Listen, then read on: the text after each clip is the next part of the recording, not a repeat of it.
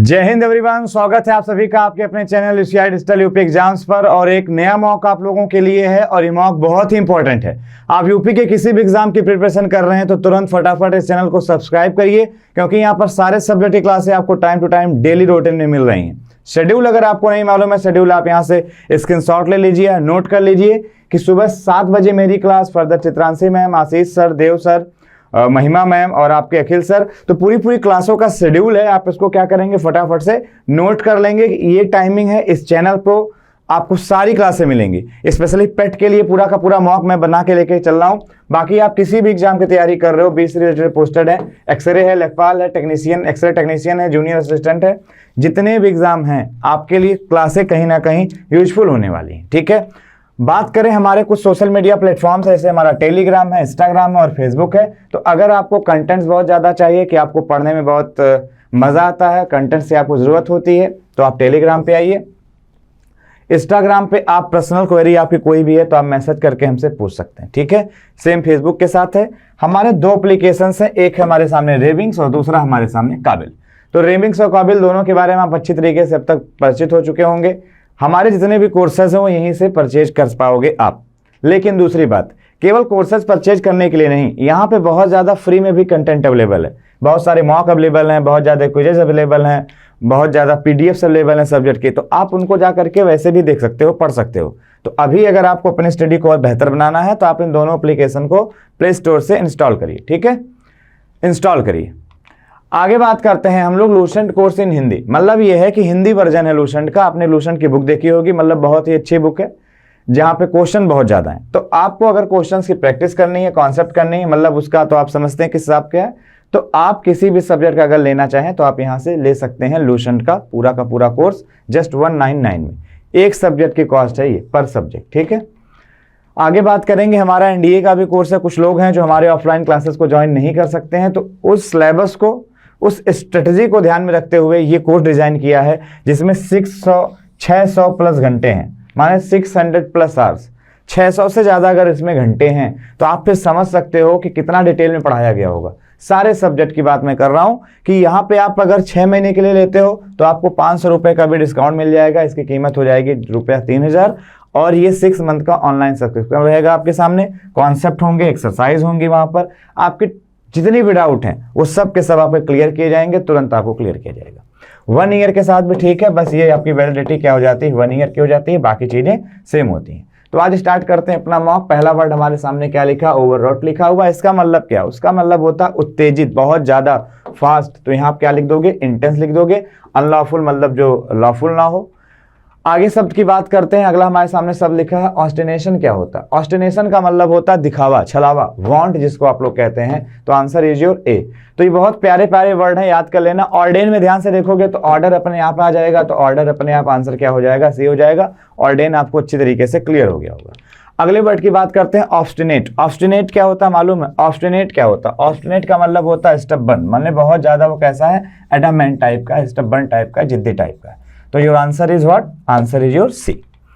आगे कुछ बात करते हैं पंजेंट क्या होता है। तो पंजेंट का मतलब होता है something that is very very तीखा, मतलब होता है बहुत बहुत शार्प, मतलब बहुत ज्यादा तीखा, बहुत ज्यादा कठोर है। आउट ऑफ द वुड्स एक इडियम होती है, इसका मतलब क्या होता है। अब आपको मालूम है वुड माने लकड़ी होता है, लेकिन वुड्स माने जंगल होता है। मैं याद करा रहा हूं, अभी आपको याद हो जाएगा।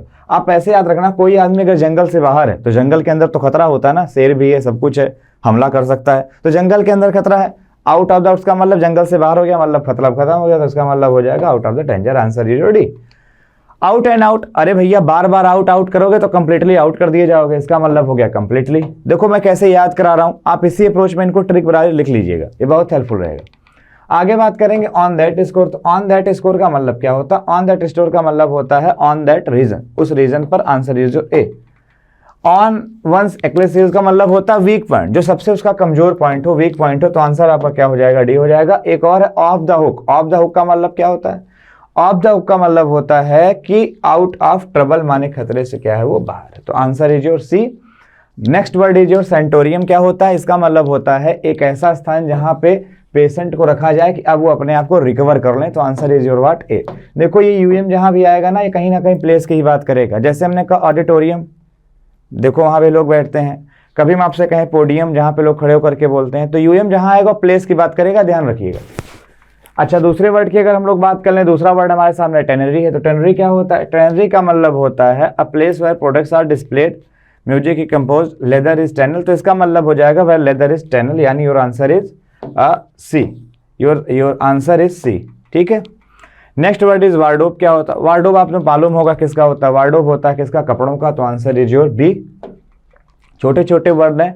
एंथोलॉजी का मतलब क्या होता है? एंथोलॉजी का मतलब होता है पब्लिश्ड कलेक्शन ऑफ, हालांकि देखा जाएगा वो एंथोपोलॉजी अलग है, ये लिखा हुआ anthology. Anthology means a published collection of poems is called anthology. Next is battery. किसका होता है? तो बैटरी होता है एक्चुअली हैवी गन्स का। तो answer is your A C. Defence का वर्ड है battery. Answer is your C. अब बात कर लेते हैं हम लोग फटाफट से नरेशन की। पहला क्वेश्चन देखते हैं नरेशन का क्या लिखा है। The old lady declared that she was going to walk where she pleased, they had the liberty. आप कुछ मत करो, पहले से अगर ध्यान से देखोगे ना तो ये बना हुआ है इनडायरेक्ट। अब इसे अगर हमें डायरेक्ट बनाना है तो ध्यान से देखो, क्या यहाँ पे कहीं प्लीज वगैरह का सेंस आ रहा है? तो नहीं आ रहा, तो यहाँ प्लीज क्यों लगा रहे हो? यहाँ अच्छा नहीं, वो प्लीज लिखा हुआ है, ठीक है, वो प्लीज लिखा हुआ है। अब आ जाओ बात कर लेते हैं। अगर ये पहले से बाज रहा होता तो हैड बीन हो चुका होता, मतलब पहले वो वाज था नहीं, पहले वो इजेमार था। पहले अगर इजेमार था तो इनको तो गलत कर दो, इनको भी गलत कर दो। अब या तो ये या तो ये। अच्छा, फिर देखो यहाँ पे क्या लिखा है, यहाँ प्लीज लिखा है, यहाँ प्लीज लिखा है। अब अगर वो पहले से प्लीज्ड होता तो अब तक हैड प्लीज्ड हो चुका होता। तो इसका मतलब आंसर जो आपका होगा वो बी होगा। आंसर आपका डी नहीं होगा। The teacher asked me why I had been absent that day before. अब देखो ध्यान से, द डे बिफोर का मतलब क्या होता है? द डे बिफोर का मतलब है यस्टरडे लिखा होगा। अब इन दोनों को तो पहले गलत कर दो। अब ध्यान से देखोगे वाई लगा है तो वाई लगा दो। अब फिर वही बात है, अगर आर होता यहाँ पर तो वहां जाके वर हो जाता, वहां हैड बीन हो रहा है, इसका मतलब यहाँ वर होगा। तो आंसर अपने आप क्या दिख गया? ए दिख गया। तो कुल मिलाकर के चीजों को बहुत अच्छी तरीके से समझने की जरूरत है। Mister Robinson asked his son what he wanted to be when he grew up. तो आप कुछ मत देखो, तो मिस्टर आंसर देखो लिखा हुआ asked my son, my son, my son है, तभी हिज सन क्या, चलो ये भी ठीक है। अब अगर ध्यान से देखो तो वहां क्या लिखा? What he wanted. अगर वांटेड लिखा है तो इसका मतलब उनका होगा व्हाट डू यू वांट। भाई अगर डिड होता तो वहां ऐड कर चुके होते अब तक। वुड होता तो विल वगैरह वुड है नहीं, तो यहाँ पे आपका आंसर क्या हो जाएगा? What do you want. इसी को तो व्हाट यू वांटेड किया होगा भैया, व्हाट ही वांटेड। तो आंसर इज योर बी। चीजें बहुत सरल होती हैं, इनको सीखने के तरीके होने चाहिए। The boys respectfully wish there teacher good morning. अब आप कुछ मत देखो, आप कुछ मत देखो चीजों को, आप ऐसे समझ लो कि good morning good morning good morning आ गया है, गुड मॉर्निंग को ही हम लोग विश करते हैं, चलो ठीक है विश कर दिया। अब ध्यान से देखो रिस्पेक्टफुली लग गया, रिस्पेक्टफुली लग गया तो सर या मैडम होगा, इन दोनों को पहले हटा दो। अच्छा, to the teacher good morning madam said the boys to the teacher या टू देयर टीचर। अब अगर यहाँ देयर लिखा है तो द क्यों ही कर रहे हो? तो आंसर अपने आप क्या हो गया? डी हो गया। She said I am sorry I am not able to submit those papers. तो कुछ मत करो, यहाँ ध्यान से देखो, अगर ये एम है तो एम है तो वाज वर होना ही होना होगा। अब अगर वाज या वर होना होगा तो कहीं तो दिख ही नहीं रहा है। खैर, अगर ये वाज कर भी दिया तो यहाँ विल गलत कर दिया। चलो तो आंसर अपने आप कर दो तुम जब सी। अब ये समझना कि डी क्यों नहीं हुआ। डी इसलिए नहीं हुआ क्योंकि ये वाज है, यहाँ पे विल गलत, ये विल गलत, ये गलत, तो अपने आप सी करना पड़ेगा भाई। I remember. अच्छा, उसके रीजन और भी सी करने के, ऐसा मत मान लेना अपने आप करना पड़ेगा। रीजन ये है कि यहाँ पे हम कोई क्लॉज नहीं बना रहे। ये सेंटेंस हो गया हमारा सिंपल, क्योंकि हमने इसको किससे जोड़ दिया? इन्फिनिटिव से जोड़ दिया, ठीक है। पार्टिसिपल लगा के, जिरन लगा के इन्फिनिटिव से हमने जोड़ दिया सेंटेंस को, वो अलग चीज हो जाती है, वो नॉन फाइनाइट होता है। यहाँ पे क्लॉज बनाता है तो क्लॉज देखना पड़ता है मेन क्लॉज के according. I remember my sister taking me to the museum. अब ये देखो वाइस का क्वेश्चन है। अब इसमें करना क्या होगा? ध्यान से देखोगे, जो टेकिंग लिखा है ना, टेकिंग में, ये आईएनजी फॉर्म है। इसको जब कभी भी देखोगे पार्टिसिपल आया करे तो उसको पैसिव बनाते समय बीइंग V3 कर लिया करिए। अब बीइंग टेकन कहाँ पर हो रहा? अब बीइंग टेकन अगर आप ध्यान से देखोगे तो यहाँ पर हो रहा है, ये तो है नहीं और ये तो है नहीं। अब बीइंग टेकन एक यहाँ, बीइंग टेकन ये यहाँ है, ठीक है। अच्छा, आई remember my self being taken. तो आंसर अपने आप क्या हो जाएगा? आपका भी हो जाएगा। माई सेल्फ लिखने की नीड है नहीं। I remember being taken to museum by my sister.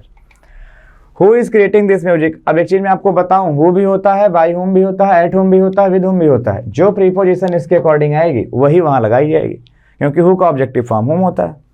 तो अब क्रिएट के अकॉर्डिंग तो बाई आएगा, तो खैर बाई हुम ही लिखोगे, हु तो लिखोगे नहीं। बाई हुम वगैरह लिख दिया जो भी लिखना था। अगर इज क्रिएटिंग लिखा है तो बीइंग तो आने वाला है, क्योंकि वो कॉन्टिन्यूअस है, कॉन्टिन्यूअस बीइंग आ जाता है। आईएनजी फॉर्म देखा तो बीइंग लगाना है। अगर बीइंग लगाना है तो ना यहाँ है ना यहाँ है, तो इसको गलत करो, इसको देखो और इसको देखो। अब जब सेंटेंस इंट्रोगेटिव है तो पहले हेल्पिंग वर्ब आएगी, पहले ये नहीं आएगा, पहले हेल्पिंग वर्ब। तो answer is what? Answer is your D. They greet me cheerfully every morning. अब कुछ मत देखो, दे ग्रीट मी चीयरफुली एवरी मॉर्निंग, तो कुछ मत करना, every morning. I greeted cheerfully bye them every morning, I am being, खैर बीइंग वाला तो गलती हो जाएगा। चीयरफुल ग्रीटिंग इज डन, ये भी नहीं होगा। Every morning I was greeted cheerfully, खैर अगर ध्यान से देखोगे तो बात प्रेजेंट की हो रही, पास्ट करने की जरूरत है नहीं, तो आंसर अपने आप भी दिख जाएगा। We must respect the elder. अब मस्ट आपने देखा मॉडल है, तो मॉडल के साथ जब कभी मॉडल V1 आया करे तो पैसे बनाते समय मॉडल B V3 कर देते हैं। तो मॉडल B V3 अगर करेंगे हम लोग तो क्या करेंगे? मस्ट बी, ये तो गलती हो गया, ये गलत हो गया। The elders must be respected, respected by all, तो खैर बाई ऑल अगर लिखने की जरूरत है नहीं, answer is your B. Has anybody answered your question, तो खैर बाई एनीबडी भी लिखने की जरूरत नहीं होती है। आप कुछ मत करो, आ जाओ इसको बना लेते हैं। Answer your question, your question है तो फिर इंट्रोगेटिव है तो इंट्रोगेटिव भी बनेगा, पॉजिटिव तो बनेगा नहीं। अब योर आंसर्ड, तो योर आंसर है नहीं, योर क्वेश्चन है, तो has your question been answered, तो आंसर इज योर डी। तो कुल मिलाकर के इस क्लास में हम लोगों ने जो सीखा वो इतना ही सीखा कि हमको किस तरीके से क्वेश्चन पे अपनी ग्रिप को बनाना है। तो आज की वीडियो में इतना ही। Thank you very much. जय हिंद, टेक केयर।